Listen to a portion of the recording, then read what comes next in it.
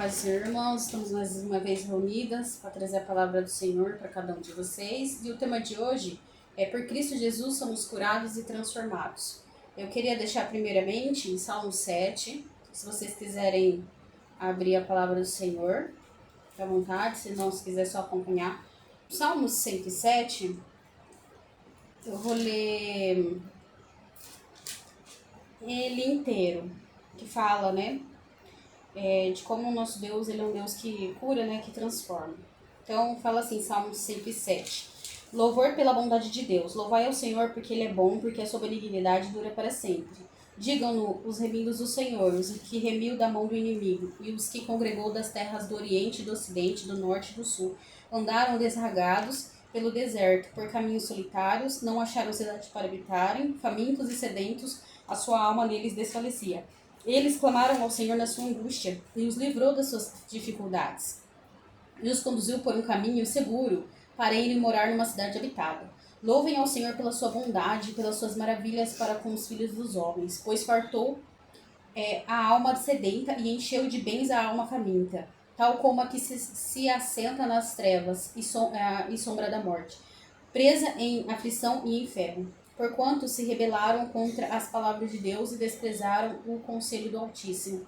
Portanto, lhes abateu o coração com o trabalho, tropeçaram e não houve quem os ajudasse. Então clamaram ao Senhor na sua angústia e os livrou das suas necessidades. Tirou-os das trevas e sombra da morte e quebrou as suas prisões. Louvem ao Senhor pela sua bondade e pelas suas maravilhas para com os filhos dos homens, pois quebrou as portas de bronze e despedaçou os ferrolhos de ferro. Os loucos foram afligidos por causa da sua transgressão e por causa das suas iniquidades. A sua alma aborreceu toda a comida e chegaram até as portas da morte. Então clamaram ao Senhor na sua angústia, e ele os livrou das suas necessidades. Enviou a sua palavra, os sarou e os livrou da sua destruição. Louvem ao Senhor pela sua bondade e pelas suas maravilhas para com os filhos dos homens. E ofereçam os sacrifícios de louvor e relatem as suas obras com regozijo. Os que descem ao mar em navios ganhando a vida nas grandes águas. Esses veem as obras do Senhor e as suas maravilhas nas profundezas. Pois ele manda e se levanta o vento tempestuoso que eleva suas ondas. Sobem aos céus, descem aos abismos e a sua alma se derrete em angústia. Andam e cambaleiam como ébrios, e toda a sua habilidade nada vale. Então clamam ao Senhor na sua angústia, e ele os livra das suas aflições. Faz cessar a tormenta e acalmar as ondas. Então se alegram, porque se acalmaram, assim os leva a seu porto desejado. Louvem ao Senhor pela sua bondade, pelas suas maravilhas para com os filhos dos homens. Exalte-o na congregação do povo e glorifiquem-no na assembleia dos anciões. Ele converte os rios em um deserto e as fontes em terra sedenta. A terra frutífera em estéril, pela maldade dos que nela habitam. Converte o deserto em lagoa e a terra seca em fontes. E faz habitar ali os famintos para que edifiquem cidade para habitação. E semeiam os campos e plantam vinhas, que produzem fruto abundante. Também as abençoa de modo que se multiplicam muito, e o seu gado não diminui. Depois descrescem e se abatem pela opressão, aflição e tristeza. Derrama o desprezo sobre os príncipes e os faz andar desgarrados pelo deserto onde não há caminho. Porém, livra os necessitados da opressão em um lugar alto e multiplica as famílias como rebanhos. Os retos veem isso e se alegram, mas os perversos calam a boca. Quem é sábio observará essas coisas e compreenderá as benignidades do Senhor. Então, o Salmo 107, eu queria só destacar o 4, 5 e o 6, que fala assim: andaram desarraigados pelo deserto por caminhos solitários, não acharam cidades para habitarem, famintos e sedentos, a sua alma neles desfalecia. Então eles Eles clamaram ao Senhor na sua angústia, e Deus atendeu a oração deles e livrou das suas dificuldades, né? Então nos ensina que quando estamos perdidos, acabando as nossas esperanças e forças, devemos clamar a quem? A Deus por socorro. E Deus atenderá o nosso clamor e nos livrará das aflições. Deus nos cura e nos traz a vida a cada dia que buscarmos a presença de Deus. Deus transforma do pó a vida. Deus ama, Deus cuida, Deus conserta tudo que está torto e quebrado em nós. Então o amor de Jesus por nós, ele é transformador, né? Então a gente passa por situações difíceis em que a gente se sente sem direção, sozinhos, tristes, mas Deus está com a gente. Deus é que transforma, Deus é que levanta a gente, Deus é que honra a gente. Deus é um Deus maravilhoso. Então só Deus pode transformar as nossas vidas, né? Do pó para a vida, né? Só Deus. E para continuar, queria deixar em 1 Pedro, capítulo 2, do versículo 18 ao 25. Fala assim, 18 ao 25. 1 Pedro, capítulo 2, do 18 ao 25. Fala assim: Vós, servos, sujeitai-vos com todo temor aos senhores, não somente aos bons e humanos, mas também ao rigoroso. Porque é coisa agradável que alguém, por causa da consciência para com Deus, sofra agravos padecendo injustamente. Porque que glória será essa, se pecando sois esbofeteados e sofreis? Mas se fazendo bem, sois afligidos e o sofreis. Isso é agradável a Deus. Porque para isto sois chamados, pois também Cristo padeceu por nós, deixando-nos o exemplo para que sigais as suas pisadas, o qual não cometeu pecado, nem em sua boca se achou engano, o qual, quando o injuriavam, não injuriavam, e quando padecia, não ameaçavam, mas entregava-se àqueles que julga justamente, levando ele mesmo em seu corpo os nossos pecados sobre o madeiro, para que, mortos para os pecados, pudéssemos viver para a justiça, e pelas suas feridas fomos sarados, porque éreis como ovelhas desarraigadas, mas agora tendes voltado ao pastor e bispos das vossas almas. Então, a minha versão é um pouquinho diferente, mas, irmãos, versículo 24 que nos fala, né, que através do sacrifício de Cristo na cruz, né, somos curados. Então, o que passamos nessa terra, ela é passageira, porque em Cristo somos curados e não importa o quanto somos perseguidos nesse mundo, desafiados, machucados, atacados. Quando vivemos em Cristo Jesus, somos curados todos os dias. Então, quando a gente busca uma vida com Cristo, Deus lhe traz a cura, o refúgio, né? Somos curados todos os dias. Esses ferimentos na alma, só Deus ele cura, né? Só Deus pode tirar essa angústia, essa tristeza que há dentro de nossas almas. Não é ninguém que vai curar, a não ser Jesus. Só Deus pode curar as nossas vidas, o nosso sentimento, o nosso coração, a nossa alma de tanto sofrimento, de tantas coisas que a gente leva no nosso coração, né, de tanta tristeza. Só Deus que pode curar para que possamos vencer, para estarmos com Cristo na eternidade, que a nossa vida aqui ela é passageira. E quando formos quebrados por palavras que nos destroem, porque palavras, ou ela abençoa a vida de alguém, ou ela destrói a vida de alguém, né? Deus, ele coloca tudo no lugar, então só Deus que pode colocar, né? Então devemos colocar diante do Senhor as nossas orações, o que nos machuca, o que está em aberto no nosso coração, que só Deus pode curar, só Deus pode fechar, né, essa tristeza. Então Deus, ele se importa conosco e com nossos mínimos detalhes. Então a gente às vezes acha que ninguém se importa com a gente, né? Mas Deus, ele se importa, ele tá vendo o nosso sofrimento, ele tá vendo as pessoas nos machucando, ele tá vendo as palavras que são ditas a nós. Então, irmãos, nada fica oculto. Deus, ele vê tudo, vê o que a gente fala também para as pessoas, né? Porque a gente também é falho, também a gente fala certas coisas que machucam a outra pessoa também.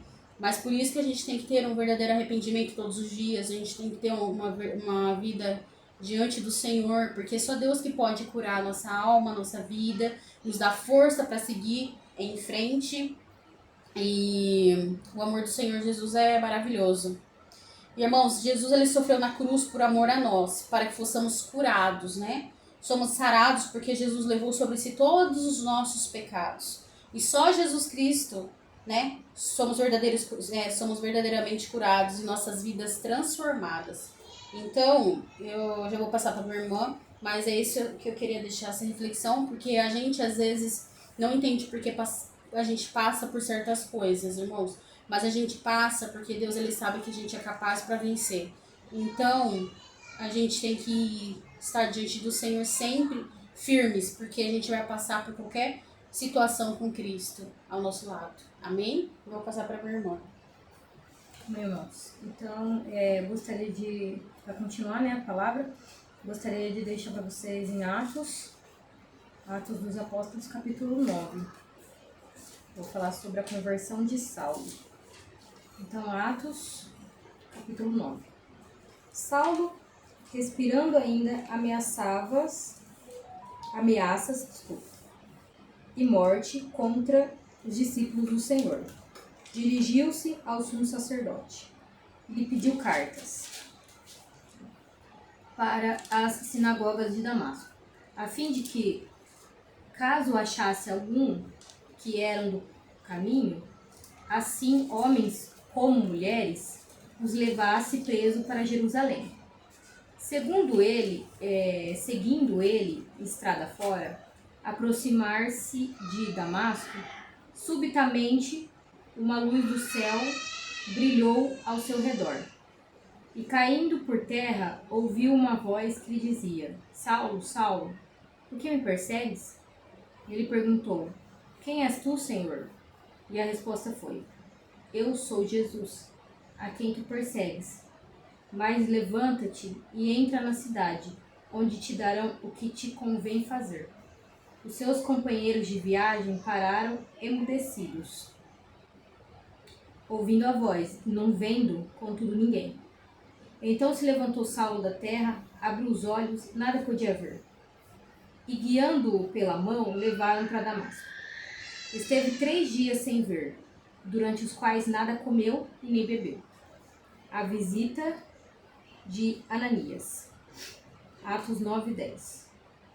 Ora, havia em Damasco um discípulo chamado Ananias. Disse-lhe o Senhor numa visão: Ananias. Ao que respondeu: Eis-me aqui, Senhor.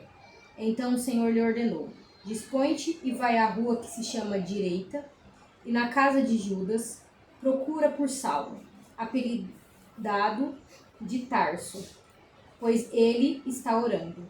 E viu entrar um homem chamado Ananias, impor-lhe as mãos para que recuperasse a vista. Ananias, porém, respondeu: Senhor, de muito eu tenho ouvido a respeito desse homem. Quantos males ele tem feito aos teus santos em Jerusalém?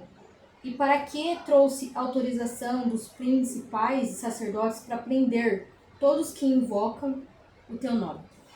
Mas o Senhor lhe disse: Vai, porque este é para mim um instrumento escolhido, para levar o meu nome perante os gentios e reis, bem como perante os filhos de Israel. Pois eu lhe mostrarei quando lhe importa sofrer pelo meu nome. Então Ananias foi, e entrando a casa, impôs sobre ele a mão, dizendo: Saulo, irmão, o Senhor me enviou, a saber, o próprio Jesus, que te apareceu no caminho por onde vinhas, para recuperares a vista e fique cheio do Espírito Santo. Imediatamente lhe caíram dos olhos como que umas escamas, e tornou a ver. A seguir, levantou-se e foi batizado. Depois de ter se alimentado, sentiu-se fortalecido. Então permaneceu em Damasco alguns dias com os discípulos. Saulo prega em Damasco. E logo pregava nas sinagogas de Jesus, afirmando que este é filho de Deus. Ora, todos os que os ouviam estavam atônitos e diziam: Não é este o que exterminava em Jerusalém os que invocavam o nome de Jesus? E para aqui veio precisamente com o fim de levar amarrados os príncipes sacerdotes? Saulo, porém, mais e mais se fortalecia e confundia os judeus que moravam em Damasco, demonstrando que Jesus é Cristo. Decorrendo muitos dias, os judeus deliberaram entre si tirar-lhes a vida, a vida de Saulo. Porém, o plano deles chegou ao conhecimento de Saulo. Dia e noite guardavam também as portas para matarem. Mas os seus discípulos tomaram-no de noite, colocando num cesto, e desceram pela muralha. Saulo em Jerusalém e em Tarso. Tendo chegado em Jerusalém, procurou juntar-se com os discípulos. Todos, porém, temiam, não acreditando que ele fosse discípulo. Mas Barnabé, tomando consigo, levou-o aos apóstolos e contou-lhes como ele vira o Senhor no caminho, e que este lhe falara, e como em Damasco pregara ousadamente em nome de Jesus. Estava com eles em Jerusalém, entrando e saindo, pregando ousadamente em nome do Senhor. Falava e discutia com os helenitas, mas eles procuraram tirar-lhe a vida. Tendo, porém, isso chegado ao conhecimento dos irmãos, levaram-no até Cesareia. e dali enviou a Tarso. Aí aqui o 31, a igreja cresce. A igreja, na verdade, tinha paz por toda a Judéia, Galiléia e Samaria, edificando-se e caminhando no temor do Senhor, no conforto do Espírito Santo, crescia em número. Passando Pedro por toda parte, desceu também os santos que habitavam em Lida. Encontrou ali certo homem chamado Enéia, que havia 8 anos jazia na cama, pois era paralítico. Disse-lhe Pedro: Enéias, Jesus Cristo te cura. Levanta-te, arruma o teu leito. Ele imediatamente se levantou. Viram todos os habitantes de Lida e Sarona, os quais se converteram ao Senhor. Havia em Jope uma discípula por nome Tabita, ou Tabata, né? Nome este que, traduzido, quer dizer Dorcas. Era ela notável pelas boas obras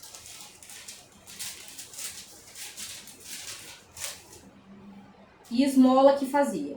Ora, aconteceu naqueles dias que ela adoeceu e veio a morrer.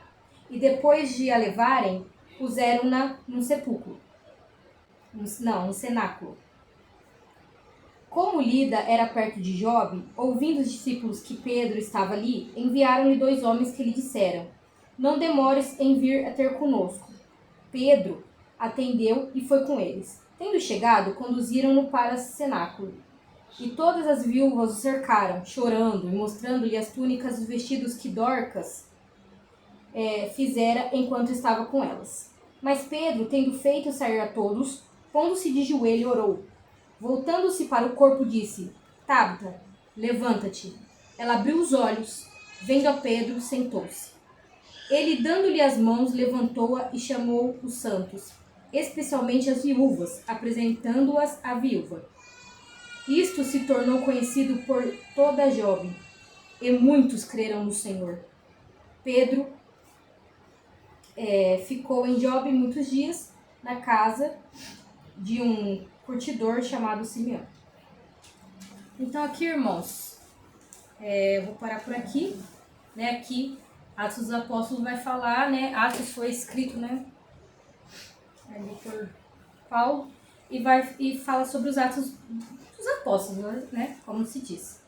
E aqui a gente lê a passagem da conversão de Paulo, né? Antes ele se chamava Saulo e Deus muda o nome dele, né?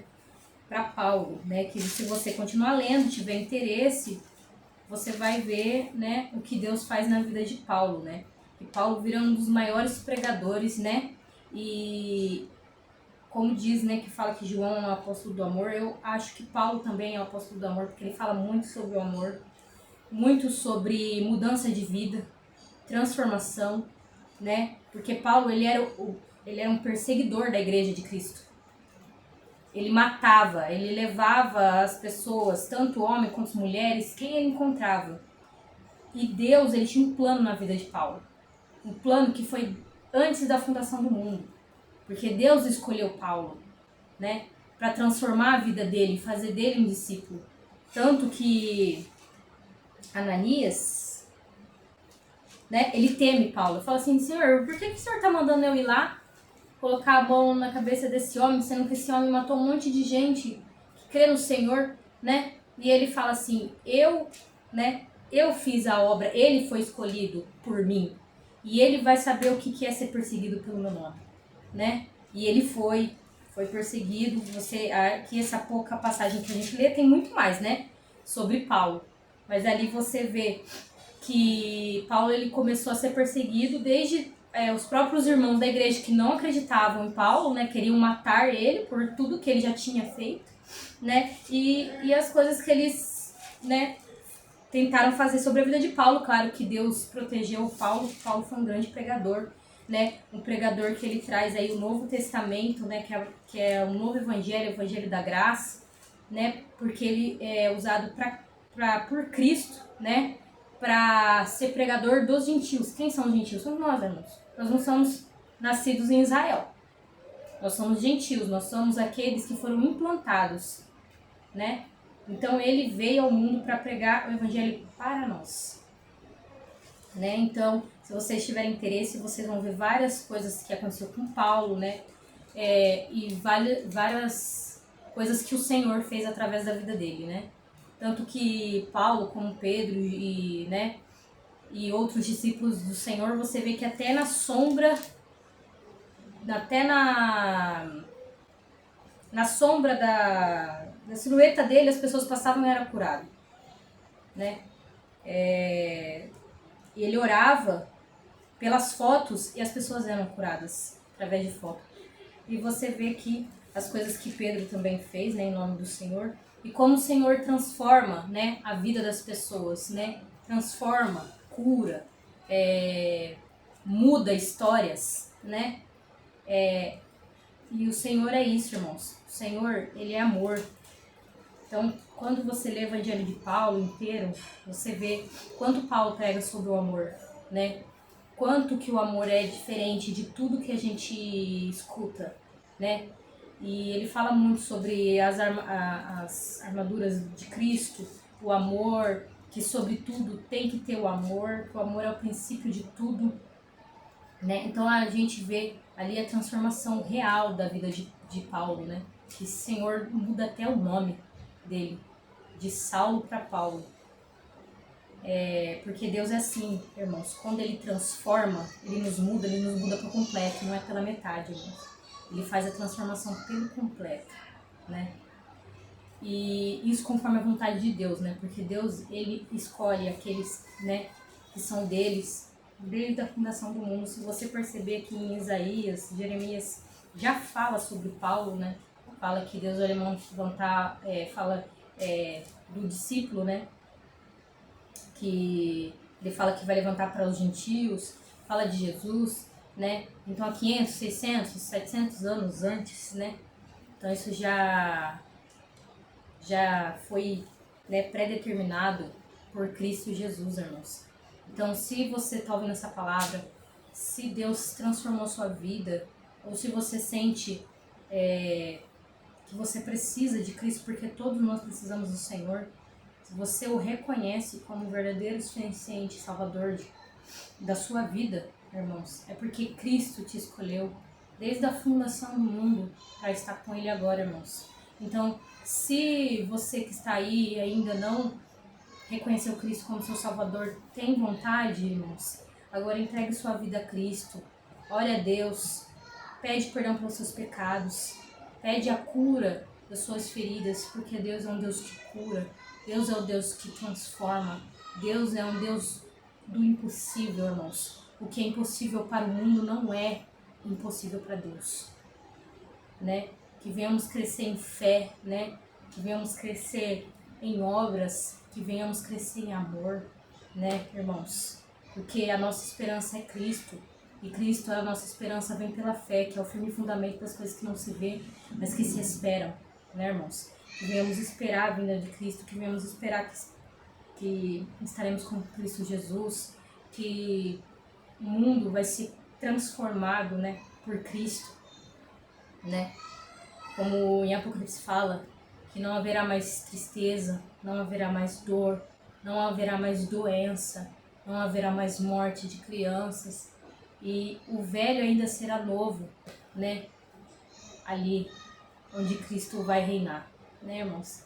Então que possamos hoje entregar nossa vida a Cristo, nos arrepender dos nossos pecados, ser transformados por Cristo, tá, irmãos? O que eu espero em nome do Senhor Jesus. Se você não entregou sua vida a Cristo, que você venha reconhecer que Cristo é o seu verdadeiro Salvador. Venha se arrepender dos seus pecados, irmãos. E venha entregar tudo para o Senhor, porque o Senhor é o nosso único amigo. É Ele que nos escuta, que nos transforma, que faz coisas que nós nem imaginamos, irmãos. Nós nem pedimos, o Senhor já sabe de todas as coisas, irmãos. É o que eu venho entregar essa palavra, tá? Vou passar para a minha irmã e fiquem com Deus. Em nome de Jesus, é isso mesmo. Deus é maravilhoso, né? E que você venha mesmo ter um encontro com o Senhor a cada dia. Em nome do Senhor Jesus Cristo, né? E que nós possamos estar cada dia mais firmes diante do Senhor, buscando a presença do Senhor, porque logo, logo, se Deus quiser, estaremos com Ele na eternidade. Amém? Até o próximo vídeo, irmãos.